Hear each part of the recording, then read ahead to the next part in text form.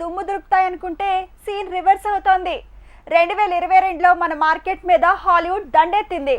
కానీ ఈ ఏడాది మాత్రం డీలా పడుతోంది. సొంత మార్కెట్లోనే తికమక అవుతున్న హాలీవుడ్ ఇండియన్ మార్కెట్లో ఇంకేం చేస్తుంది? ఈ కామెంట్ ని నిజం చేసేలా సగం సందడితో సరిపెడుతోంది హాలీవుడ్ మూవీస్ లాస్ట్ ఇయర్ వరకు బానే సందడి చేశాయి. కానీ ఈ ఏడాది మాత్రం ఇంగ్లీష్ కహానీలకు కాస్తులు రాలట్లేదు. జనవరి నుంచి మార్చ్ వరకు సింగిల్ హిట్ లేకుండా పోయింది.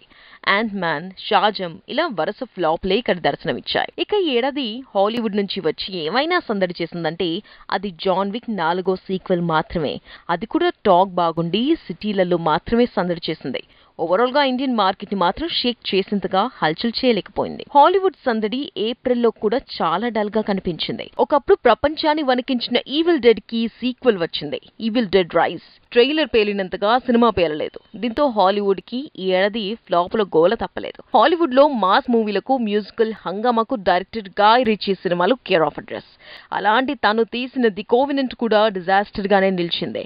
ఇండియాలో అయితే ఈ సినిమా సందడి అంతంత మాత్రమే. ట్రైలర్ తోనే ప్రపంచ వ్యాప్తంగా అందరి అటెన్షన్ లాక్కున్న మూవీ శిశు. ఈ సినిమా యుఎస్ లో ఓకే, కానీ ఇండియాలో మాత్రం ఎప్పుడు వచ్చిందో ఎప్పుడు వెళ్ళిందో మాత్రం తేలలేదు. అంతగా సైలెంట్ అయింది.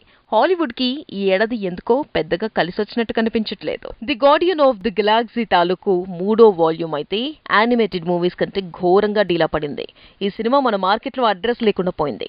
అవతార్ 2 లాస్ట్ ఇయర్ ఎండ్ కి రీసౌండ్ చేస్తే ఈ ఏడాది అలా కాకుండా కనీసం అందులో సగం స్థాయిలో సందడి చేసిన మూవీనే కనిపించట్లేదు. ఫాస్ట్ అండ్ ఫ్యూరియస్ ఫ్రాంచైజీలో వచ్చింది ఫాస్టాగ్. ఈ సినిమా ఎందుకు వచ్చిందో ఎందుకు పోయిందో అన్నట్టు రెస్పాన్స్ వచ్చింది. రొటీన్ ఫార్ములా అవడంతో ఇక్కడి మార్కెట్ లో సందడే కనిపించట్లేదు. మొత్తంగా జనవరి నుంచి మే వరకు మన మార్కెట్ లో హాలీవుడ్ కి సింగిల్ హిట్ దక్కలేదు.